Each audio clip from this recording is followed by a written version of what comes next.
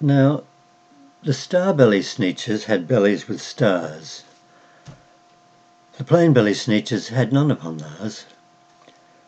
Those stars weren't so big. They were really so small you might think such a thing wouldn't matter at all. But because they had stars, all the star-belly Sneetches would brag, "We're the best kind of Sneetch on the beaches."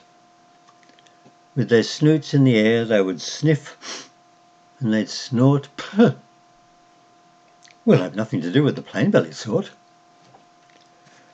And whenever they met some when they were out walking, they'd saunter straight past them without even talking. When the star-belly children went out to play ball, could a plain-belly get in the game? Not at all. You only could play if your bellies had stars, and the plain-belly children had none upon those. When the star-belly Sneetches had frankfurter roasts, or picnics, or parties, or marshmallow toasts, they never invited the plain-belly Sneetches.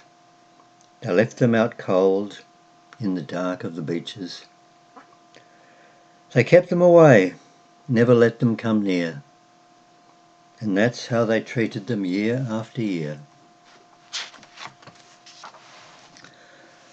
Then one day, it seems, while the plain-belly Sneetches were moping and doping alone on the beaches, just sitting there wishing their bellies had stars, a stranger zipped up in the strangest of cars. "My friends," he announced in a voice clear and keen, "my name is Sylvester McMonkey McBean, and I've heard of your troubles. I've heard you're unhappy, but I can fix that. I'm the fix-it-up chappie. I've come here to help you. I have what you need, and my prices are low, and I work at great speed, and my work is 100% guaranteed."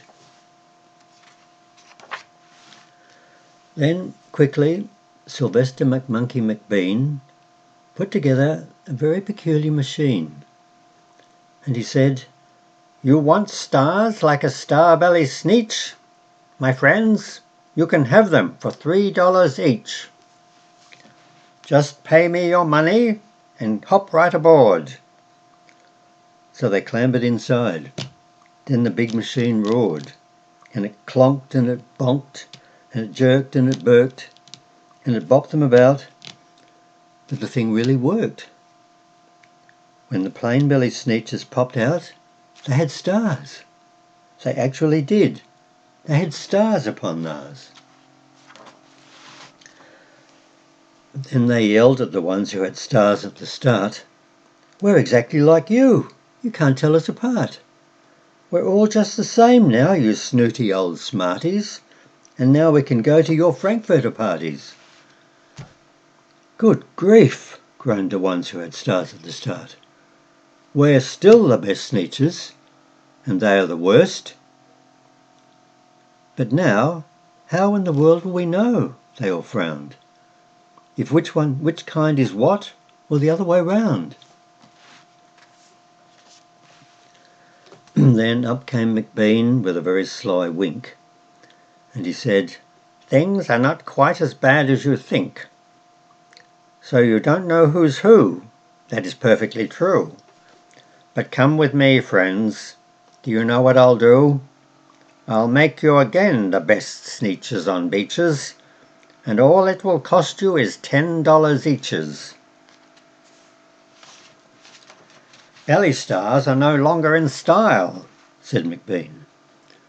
"What you need is a trip through my star-off machine. This wondrous contraption will take off your stars, so you won't look like Sneetches who have them on theirs." And that handy machine, working very precisely, removed all the stars from their tummies quite nicely. Then, with snoots in the air, they paraded about, and they opened their beaks and they let out a shout. "We know who is who. Now there is no doubt. The best kind of Sneetches are Sneetches without." Then, of course, those with stars all got frightfully mad.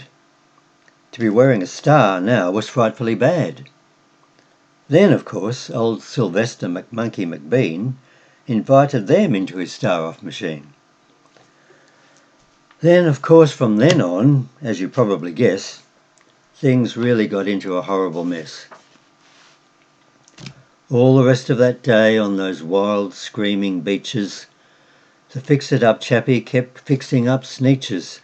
Off again, on again, in again, out again. Through the machines they raced, round and about again, changing their stars every minute or two. They kept paying money, they kept running through, until neither the plane nor the starbellies knew whether this one was that one, or that one was this one, or which one was what one, or what one was who. Then, when every last cent of their money was spent, the fix-it-up chappie packed up and he went. And he laughed as he drove in his car up the beach. They never will learn. No, you can't teach a Sneetch. But McBean was quite wrong. I'm quite happy to say that the Sneetches got really quite smart on that day. The day they decided that Sneetches are Sneetches, and no kind of Sneetch is the best on the beaches. That day all the Sneetches forgot about stars, and whether they had one or not upon theirs.